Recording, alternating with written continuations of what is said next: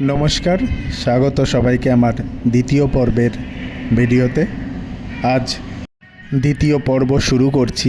আশা করি সবাই সুস্থ আছেন, ভালো আছেন। আগের দিনের ভিডিওতে দেখেছেন আমি রামকৃষ্ণ মিশন আসানসোল সেখানে প্রবেশ করি। তারপরে আমাকে এই রুমটায় থাকতে দেওয়া হয়, কিন্তু এখন ভোরবেলা, আজ 4 দিনের দিন ভোরবেলায় আমি রামকৃষ্ণ মিশন থেকে বেরিয়ে পড়ব আমার মূল গন্তব্য বৃন্দাবন, কেদারনাথ ও বদ্রীনাথের দিকে। আমাকে রাত্রেবেলায় রামকৃষ্ণ মিশন থেকে এইভাবে খাবার দেওয়া হয়েছিল। তাতে ছিল ভাত, আলু ভাজা, পটল ভাজা, কুমড়োর তরকারি, ডাল, ইঁচড়ের তরকারি, রুটি, তরকা, পাঁপড় ও 3 রকমের মিষ্টি, ছানা, সুজি। ভোর তখন 3:30। আমি রামকৃষ্ণ মিশন থেকে রামকৃষ্ণ মিশনের মন্দিরে প্রণাম করে বেরিয়ে পড়লাম। এই যে রামকৃষ্ণ মিশন, নিজেকেও একটু ক্যামেরার সামনে তুলে ধরলাম। ধানবাদের উদ্দেশ্যে রওনা দিলাম আজকে রামকৃষ্ণ মিশন থেকে। এখন ভোর 3:30 বাজে, ভোর 4টে বাজতে যায় প্রায়। একদম নির্জন এলাকা, কয়েকটি গাড়ি ছাড়া আর আমি ছাড়া রাস্তায় চারিদিকে আর কেউ নেই। এইভাবেই এই হলো বাবা চন্দ্রচূড় মন্দিরের প্রবেশ দ্বার, অর্থাৎ মেইন রোড থেকে এই রাস্তা ধরে চন্দ্রচূড় মন্দিরে যেতে হয়। আমি এখন ধানবাদের দিকে চলেছি। 54 কিলোমিটার দূরেই ধানবাদ, পুরুলিয়া 81 কিলোমিটার বাদিকে, চিত্তরঞ্জন 16 কিলোমিটার। এই পথ ধরে সোজা গেলেই আমি বেনারস পৌঁছে যাব। যাই হোক, চন্দ্রচূড় মন্দির বাবা ভোলেনাথের মন্দির, আসানসোলের একটি জাগ্রত মন্দির। এদিকটা হালকা জঙ্গল, এদিকটাও জঙ্গল। এখন প্রায় অনেকটা রাস্তা আমাকে এইভাবেই যেতে হবে। মাঝে 2-1টা পেট্রোল পাম্প ছাড়া অন্য কিছুই নেই। যেতে যেতে আসানসোল রেল ব্রিজ পার হচ্ছি।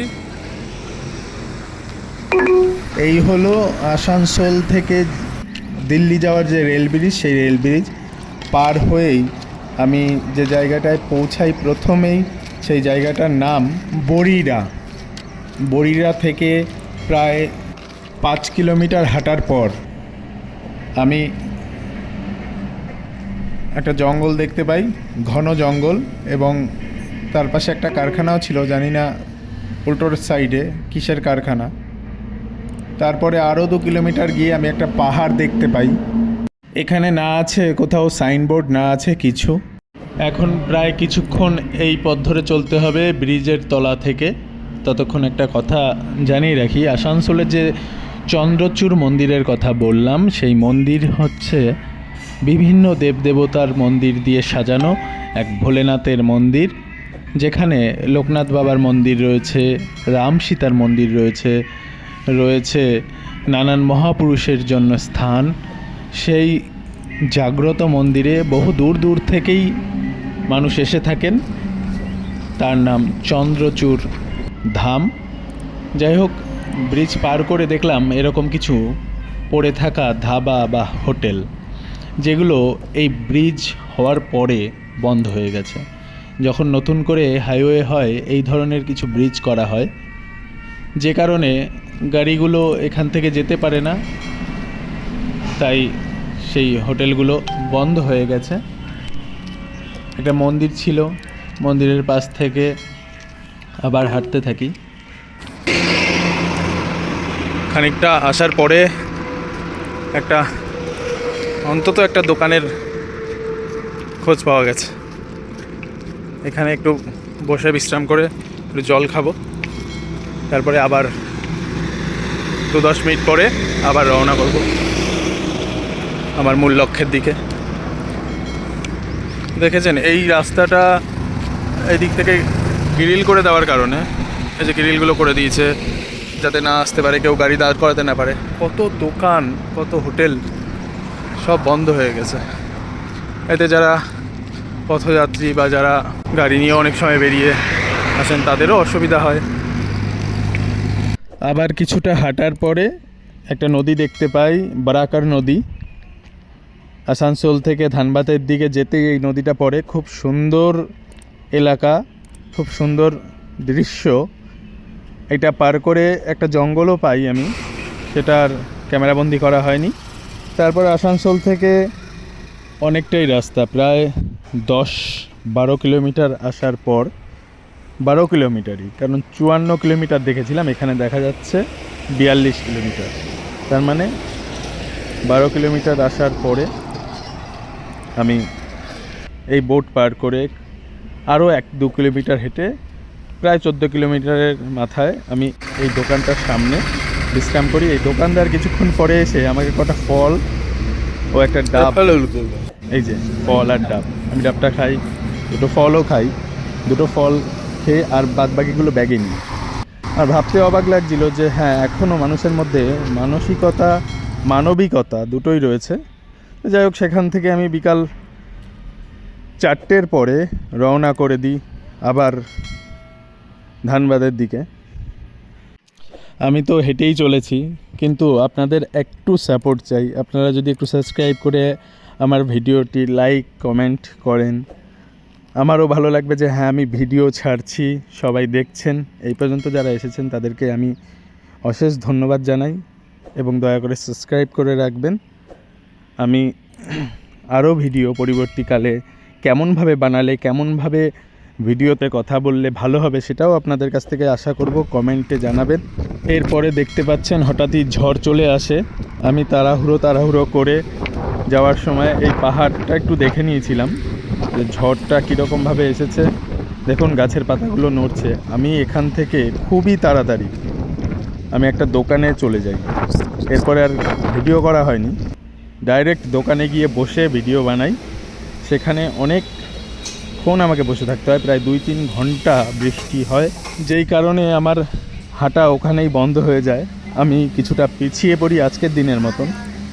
কিন্তু যাই হোক, 3 ঘন্টা পরে যখন বৃষ্টি থামলো, তখন প্রায় 8টা বাজে।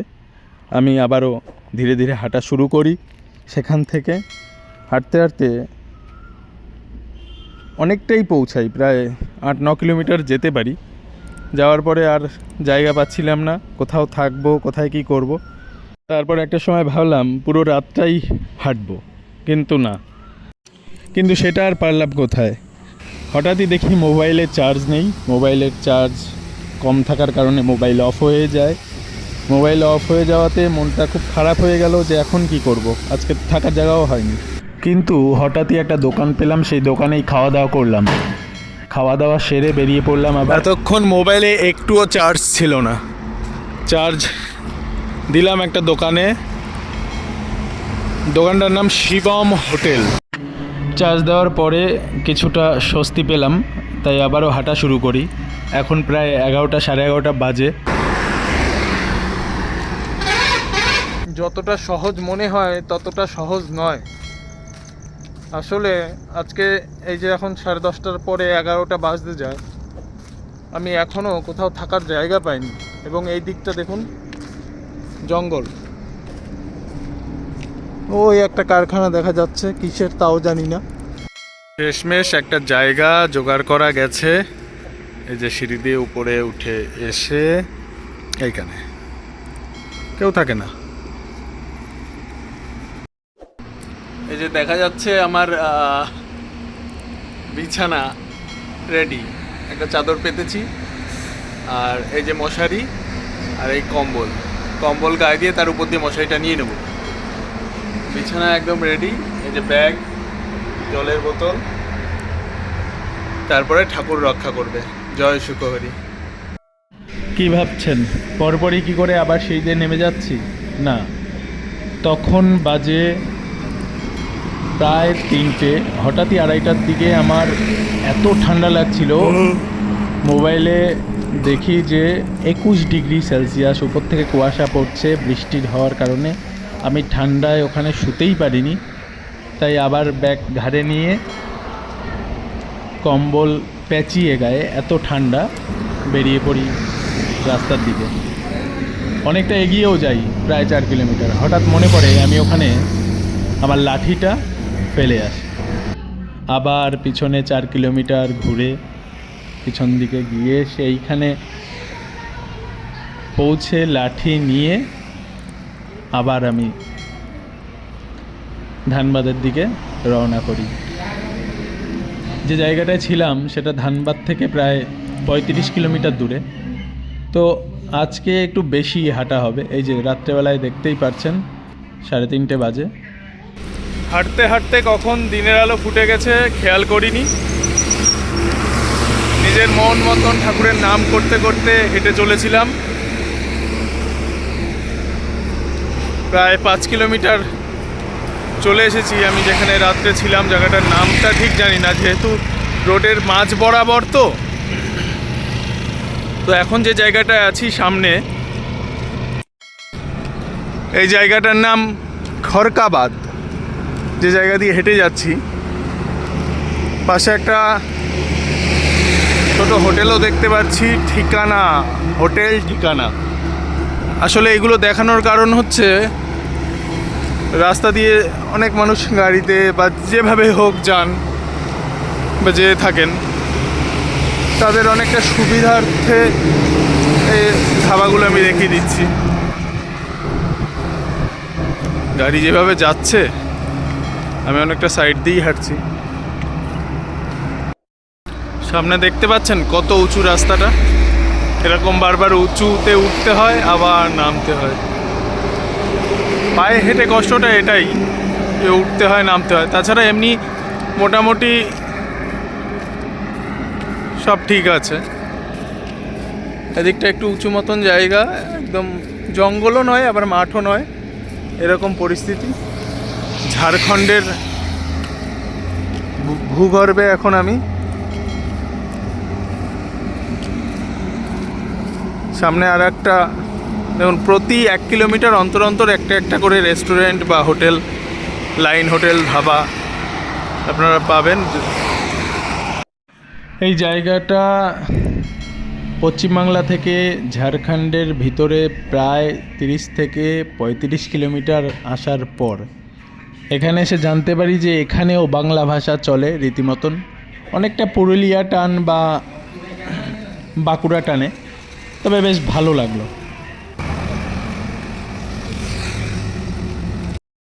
জায়গাটার নাম হলো অম্বনা মোড়। অম্বনা মোড়ে ঘটনা ওটা, এখানে বারুদ ফ্যাক্টরি, যেখান থেকে সারা পশ্চিমবাংলা হোক বা যেখানেই হোক অনেক জায়গাতেই ভারতবর্ষের আনাচে কানাচে এখান থেকেই বারুদ সাপ্লাই হয়। তারপরে আমি একটা পাঞ্জাবি ধাবায় ঢুকি, সেখানে খাওয়া দাওয়া সেরে পাঞ্জাবি ধাবায় রেস্ট নিই। আমাকে বিনামূল্যেই ওনারা থাকতে দেন।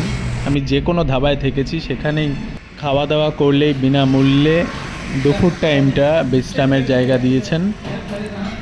এই যে হচ্ছে ধাবা। আবারও আমার সেই কাজ, হাঁটা শুরু করলাম ওখান থেকে বিকাল 3টে 3:30 সময় পথ চলা। এ যেন এক কঠিন চ্যালেঞ্জ। খুবই আনন্দ লাগছে যে হ্যাঁ, আমি বৃন্দাবন পায়ে হেঁটে পৌঁছাবো, তার আশীর্বাদ পাবো, সেখান থেকে কেদারনাথ যাব। ভগবান সহায় থাকলে অবশ্যই পারবো, আর আপনাদের আশীর্বাদ থাকলে নিশ্চয়ই একদিন আমি সেখানে পৌঁছাবো, সাফল্য লাভ করবই। ভগবানের কাছে প্রার্থনা করব, যারা আমার সাথে সাথে এইভাবে দেখছেন ভিডিও মাধ্যমে, আমার সাথে সাথে তারাও চলছেন, তাদের জন্যও আমি অবশ্যই প্রার্থনা করি মন থেকে। যাই হোক, আমি গোবিন্দপুর পৌঁছে যাই বেলা 5টার সময়, বিকাল 5টা। তখন দেখতে পাই গোবিন্দপুর থানার সামনে একটা অ্যাক্সিডেন্ট হয়। সেখানে কলার গাড়ি অ্যাক্সিডেন্ট হয়ে ড্রাইভারকে খুঁজে পাওয়া যায়নি। সেখান থেকে হেঁটে গোবিন্দপুর বাজারের চারিদিকটা লোকারণ্য একরকম, এরকম ভিড় আমি এতক্ষণ পাইনি। বেশ ভালোই লাগছিল। এখানে আমি 2টো সিঙ্গারা খেয়েছিলাম একটা দোকান থেকে। তারপর আবার হাঁটতে থাকি।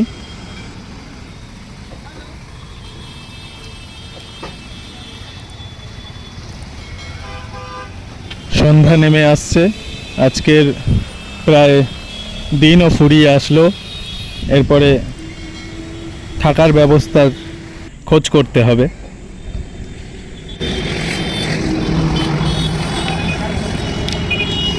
সন্ধ্যা নামবে তখন আমি একটা রিসর্ট দেখতে পাই। রিসর্টটায় অনেক কিছুর ব্যবস্থা দেখলাম, সুইমিং পুল থেকে ব্যাঙ্কোয়েট থেকে অনেক কিছুর ব্যবস্থাই আছে। সন্ধ্যা নেমে এসেছে, আমি এখনও হাঁটছি আজকে।